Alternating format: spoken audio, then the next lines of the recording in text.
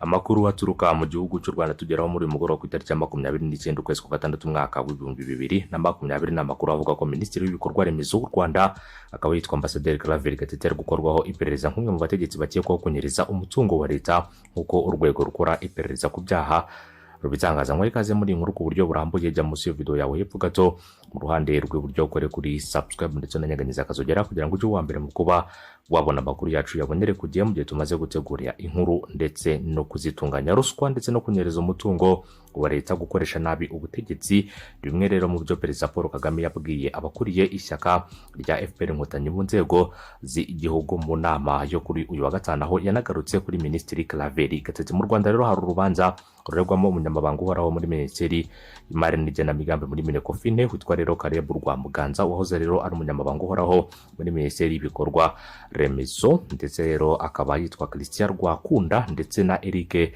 Serubibi wayoboraga ikigo cya Rwanda Housing Authority. Abangaba rero baregwa kunyereza amafaranga arenga miliyari 2 bafatanyije n'umunyemari Aloys Rusizana wagurishije inzu na leta. Inzu rero baregwa ko yari ifite agaciro ka miliyari 7, ariko rero nyirayo akishyura miliyari 9 z'amafaranga y'u Rwanda mu buryo bugamije kunyereza imari. Hanyuma rero nko amakuru atugeraho bitangaza, akaba ari amakuru dukesha ikinyamakuru BBC. Ni amakuru avuga ko ikinyamakuru Tarifa cyandikirwa mu gihugu cy'u Rwanda cyatangaje ko Perezida Paul Kagame wari uyoboye inama yabaye ku wa gatanu yagarutse kuri Bwana Gatete ku byaha byo gukoresha nabi ububasha no kunyereza imari ya leta. Inkuru ebyiri iki kinyamakuru cyashyizeho, ikinyamakuru BBC rero ngifitiye kopi zivuga ko ibyavugiye muri iyi nama.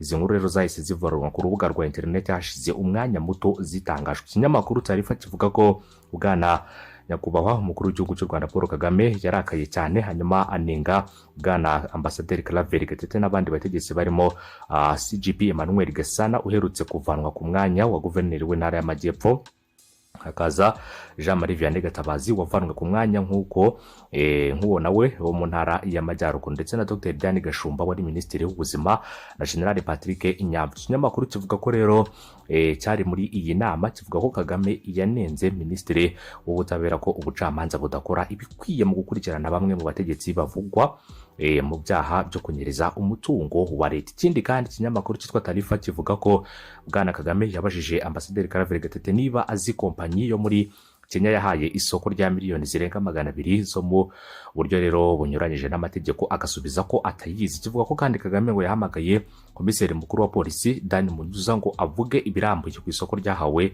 iyo kompanyi, bisabwa rero mu ibaruwa na Bwana Gatete, maze akavuga ko noneho ayibutse akanasaba imbabazi. Ikinyamakuru cyakomeje kivuga ko muri iyo nama Kagame yategetse urwego rukurikirana rero ibyaha mu Rwanda RIB gutangira iperereza kuri Bwana Gatete kuva uyu munsi wo kuri wa mbere. Hanyuma uyu munsi kandi kuwa mbere BBC ikaba yabajije RIB niba iri gukora iperereza kuri Minisitiri Claver Gatete. Hanyuma umuvugizi wayo akaba rero yitwa Dominique Bahorere yagize ati rero hari abayobozi b'igihugu bakekwaho gusesagura bya rubanda no kunyereza umutungo. Uwo ngo rero cyangwa se uwo mutungo, hanyuma rero uwo ngo ni muri Minisitiri uvuze yaba Ambasaderi Claver Gatete nawe rero ari muri abo ngabo bari gukorwaho iperereza. Bwana rero Bahorera avuga ko Claver adafunzwe, ko rero akorwaho iperereza mu mirimo. Ikinyamakuru Tarifa kandi mu nkuru zacyo gisubiramo amagambo rero ya Bwana Kagame avuga ko ngo nta kibazo rero afite kuba kimwe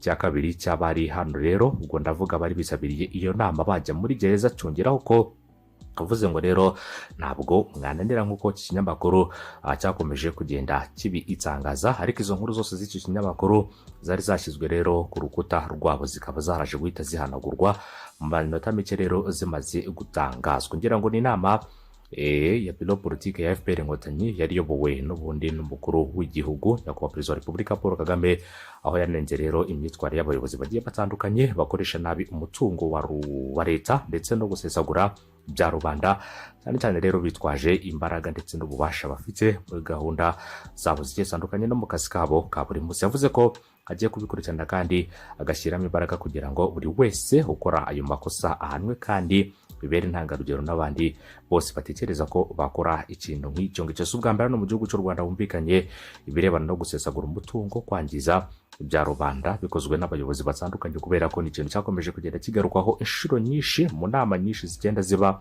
yaba mu mushyikirano, yaba rero no mu zindi nama zihuza abayobozi. Ibi ngibi rero bikomeza kugenda bigarukwaho akanenga abayobozi bamwe na bamwe bakora ibintu nk'ibyo ngibyo, ariko ugasanga umunsi ku munsi ibikorwa bikomeza kugenda bigaragara. Niyo mpamvu umukuru w'igihugu yavuze ko agiye kubyikurikiranira kandi akaba yaranagaye inzego zishinzwe ubutabera, akavuga ko aribo rero baha icyuho babanyere gukora ayo makosa mu gihe batabafunga kandi bakabaye babafunga. Bakavuga ko rero byose bigomba gukorwa kandi bigakorwa mu mucyo, kugira ngo rero atazagira umuntu n'uyu n'umwe urya ibya rubanda cyangwa se akanyereza umutungo wa leta hanyuma akagenda yidegembya. Rumwe mu bayobozi wagarutsweho muri iyi nama bikavuga ko urukiko ruherutse kumurekura, umukuru w'igihugu agategeka ko yongera gufungwa. Ibintu byakomeje byo kugenda bivugwa, ariko rero ibi byose nubwo byakomeje kugenda bivugwa, tukaba dutegereje rero ibyo iperereza rizakorwaho rizatangaza, cyangwa se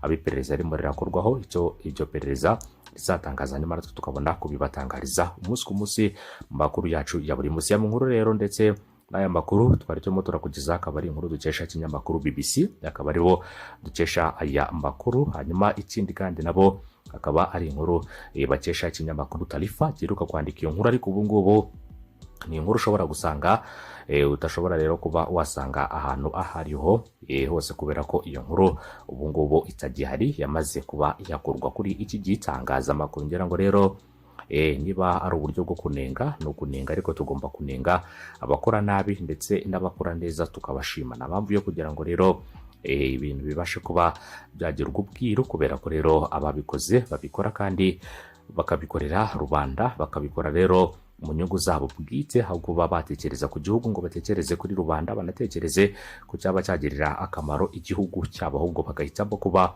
babikora ku giti cyabo. Niyo mpamvu rero n'iyo bigiye hanze bigomba kumenyekana, kugira ngo buri wese uba wakoze ikintu nk'icyo ngicyo agomba kuba rero yamenyekana, kandi nawe bimutera isoni kuba yakoze ikintu nk'icyo ngicyo. Ndagushimiye cyane, ndagushimiye ukomeze kugubwa neza ndetse unakomeze kugira ibihe byiza kuri wowe uba wahisemo kubana natwe. Buri wese rero ukomeje gukora ndetse no gutanga ibitekerezo muri gahunda zacu z'amakuru, turabushimira cyane, kandi twizere neza ko buri wese yakomeza kugubwa neza ndetse akanakomeza kugira umunsi mwiza aho uherereye hose. Umunsi ni kuwa mbere, ni ku itariki ya 29 ukwezi n'ukwa gatandatu. Hari abantu bakomeza kugenda bavuga ko ntago bumva ijwi rero ntago bumva amakuru, nk'uko rero bakomeza kugenda babitangaza. Icyo ngicyo rero sinjyeka ko ari ikibazo cyanjye, kubera ko ibyo nkora ngomba kuba nabikoze kandi nkabikora neza. Ndizera neza ko ijwi ryanjye riri hejuru ku rwego rwo hejuru, kandi ndizera neza ko naho urica kugira ngo ritunganywe naho rero ari ku rwego rwo hejuru. Sinibaza rero uburyo umuntu atumva amakuru, sinibaza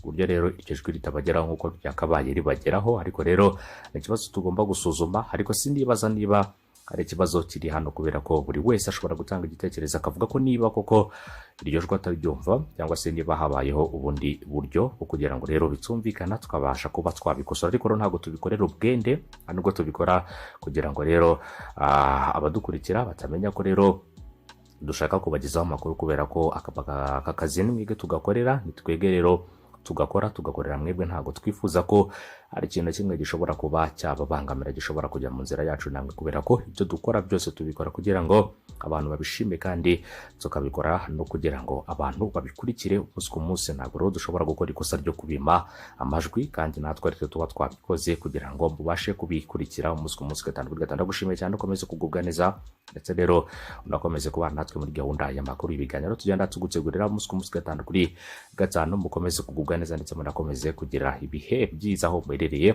hose, kuri buri wese uba wahisemo kubana natwe. Ndabashimiye cyane rero, mukomeze ikindi kandi gukora kuri subscribe ndetse munanyeganyeza akazogera kugira ngo mubambere kuba mwabona amakuru yacu. Ibyo byose ndabibashimiye, kandi reka nizere ko murakomeza kugenda mubana natwe umunsi ku munsi, gatanu kuri gatanu, kugira ngo mukomeze kugira ibihe byiza. Nyuma mu kanya tujye kuza turebera hamwe n'andi makuru akomeje kugenda atsambuka hano mu gihugu cy'u Rwanda. Ibyo byose tukaba tugiye kuza tubirebera hamwe ku buryo burambuye, aho turi buze kugenda twibanda ku bindi bintu bikomeje kugenda bivugwa ndetse n'andi makuru agezweho mu minota mike iri imbere nk'uko tugiye kuza tuyakugezaho gatanu kuri gatanu. Ujye kure rero inyakiramajwi zawe ndetse n'amashusho kugira ngo ubu wa mbere n'ubundi mu kuba wabona ayo makuru. Byose rero tukaza kuza tubirambura ku buryo uburambuye. Twe turi kurebera hamwe ibya Ambasaderi Claver Gatete bisa naho rero byamaze gufata indi ntera, ariko reka twitege ibyaraza kuva mu iperereza ry'urwego rw'igihugu rw'ubugenzacyaha kugira ngo